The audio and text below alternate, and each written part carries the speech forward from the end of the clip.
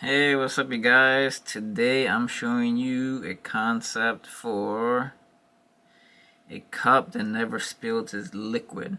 It'll always stay stable, completely flat, kind of like because it does have a gimbal on it and a gyroscope, but I mostly designed it so the liquid inside the cup stays flat, almost no movement. Let's check it out. I called it the cup that never spills. That was just the first name that came to mind. That describes it. Now let's look at these requirements. Let's look at the first one. You need to be able to move it in all types of directions without spilling. Up, down, left. Kind of like a gimbal, so you can move it around without spilling.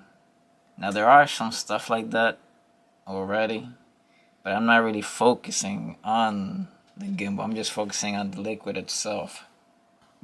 The gimbal was just part of it.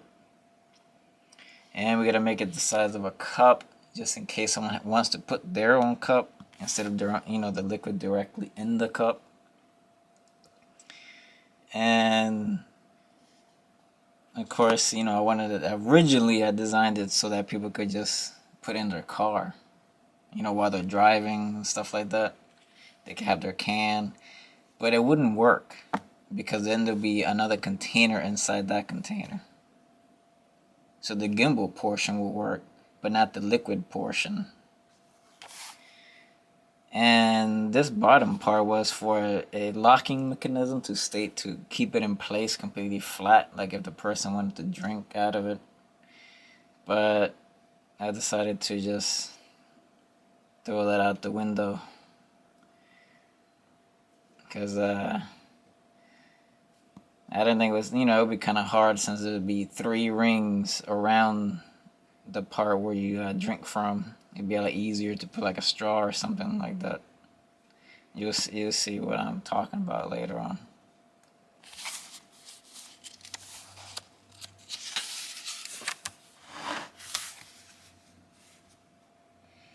Now this is the inner cup right here, and this is the flywheel. These are the outer ears that are attached to the inner gimbal. This is just the gimbal right here. You got the little hinges right here. Each one moves in one direction. So it moves like in this direction and the up and down. Now this is just the inner portion right here. That's this cup right here. And the inner ring, that's what that is. The outer ring is the outer cup or the cup holder. I designed 2 different versions of it. And you could use, hinges for gimbals and stuff like that so it can move real easily and smoothly. But I didn't design that with that. I just designed a regular screw and knot, babe. And as you can see right here, I want it to be hidden inside, so it's completely flush, so you don't even see it inside. As you can see right here, completely flush in the ear, and I want it to be covered so you can't see it either. Now you don't have to do this, and this is just a washer in the middle. These are the 2 gimbals and just some caps, a screw and knot. Now you don't have to do this if you just get like a hinge or something like that that's specific for gimbals. Then you wouldn't have to do that. I just did it this way because who doesn't have a screw and nut and a washer? Now this cup rotates depending on how you put it, either up and down. Yeah, up and down. No, not up and down. Yeah, whatever. Up and down. Right here. But you could always change it, but they always have to be cross-eyed. So you can see this one's going this direction, and the outer ring is going up and down. So it creates a cross for the movement. So it's all centered. right here in the center where all the liquid's gonna be at. Now this part right here, now you see all the liquid container is separated from the actual mechanism where the flywheel is. There's another chamber right below, and this is the flywheel, which spins at a certain direction. Now it can spin clockwise or counterclockwise, doesn't really matter. And this is the shaft right here. Now this is, you could use a motor, you could use anything you want just to make it rotate. Now when making it rotate, it has to spin a certain amount so it could create its gyroscopic stability. It's just to counteract the momentum, mostly for the cup itself that's attached, and for the liquid that's inside, because it's right above it, and it'll be one with the liquid, it'll be one whole object. Versus like if you had a container, a cup, or a can of soda or something like that inside, then there'd be a container inside a container. So only the container inside the container would be stabilized, and not the actual liquid inside that container. Does that make any sense? There's a lot of containers. And so that's I had that separated right there. So you can see it can spin any direction you want, but it just has to be at a certain speed until it can reach its stability. Let's look at the bottom. Now you can see I originally designed it for a little bit wider, shorter, so it could fit in a car. So like when the person's driving, they don't have no lid on the cup. And the inner cup right here, so you can see, which is this right here, moves freely, any direction. And you can see right here, there's a little tiny ridge. Now, I didn't think about this when I designed this top part. That is a sensor that's attached to the bottom part where all the electronics go, a separate chamber at the outer cup. And that's where the wires, you can see 2 wires from the motor, whatever it is that you want to use to make a spin, go into the electronics section where the battery and everything is held. Now the sensor is just to detect when you pour something into it. Then it turns on the motor, the flywheel, at the desired spin, speed, baby. And you see, that's just, they move freely. It's a cup. Everything is attached to the outer cup and the inner cup. Now if you can see all the electronics and wires, only these 2 wires, I designed them freely here, but you don't have to. Now the bottom part where the flywheel does need to move freely. Enough wire in there so it can move around.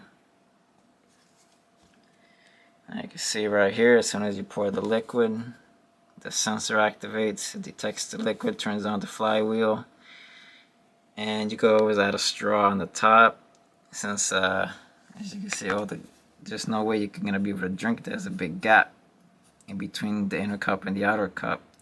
I did have designed a lid, but I didn't include that in there because I didn't think it didn't look cool. Plus it kind of made it a little bit impractical not seeing it move, or limiting the movement of the cup, the inner cup. Now this right here, what is this? Now this is the inner cup. Now these little 2 ridges right here, it's supposed to go around the whole cup, and these are just round fins. There's 2 sets. One just right above the sensor, and then one below the top layer of the liquid. Now the reason that is, these round fins, now there's 3 here, because the bottom plate also counts as 1, so that's why I drew 3. The round fins help alleviate and reduce the momentum of the liquid when the cup is being moved.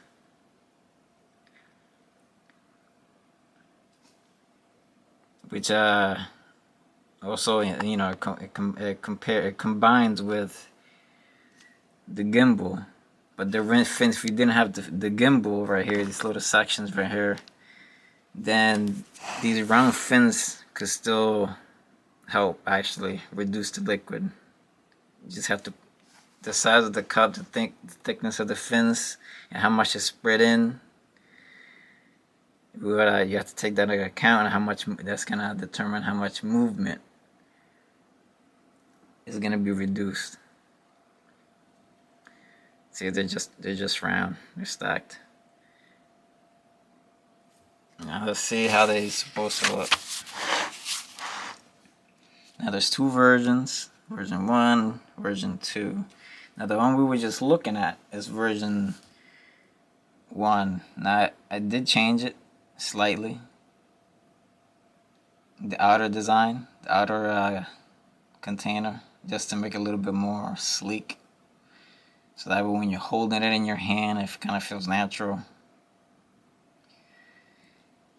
Now with this design, there is open gaps in between here, so water can get into here. Now all the electronics is sealed and this is sealed. The only thing that's here is the electronics. I mean these two wires.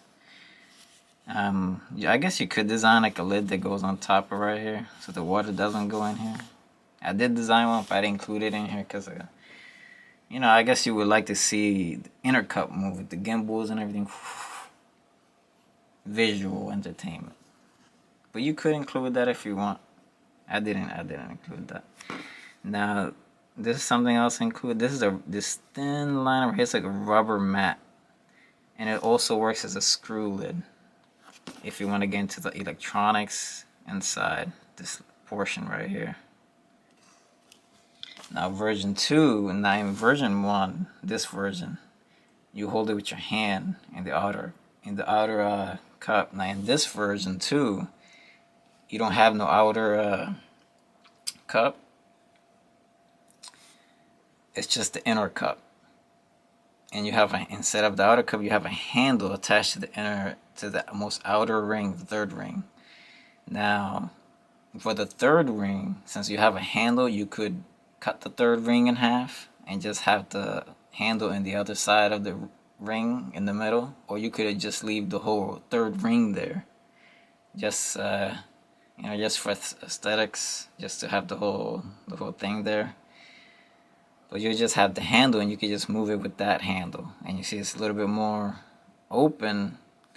And then you just have only this wire, but you could easily just run it around, hide it. I kind of like version 2 because, you know, it's more visually pleasing, seeing it move. And I originally did design a locking mechanism that you push through here, and it goes all the way through these until the first inner ring to lock it in place so you can't move it around. But I didn't think that was necessary, since this is always going to be straight up and the liquid's always going to be flat. Now there are some out there that will keep your cup up and flat, but with the gimbal setup. But this design is not really meant to keep the cup straight up. It's more for the liquid to keep it from slushing around as least as possible. Is that how you say that? As least as possible.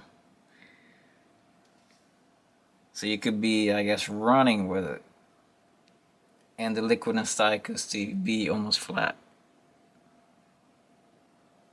I kind of like this version here. So here they go. And that's it. Catch you guys next time. See ya.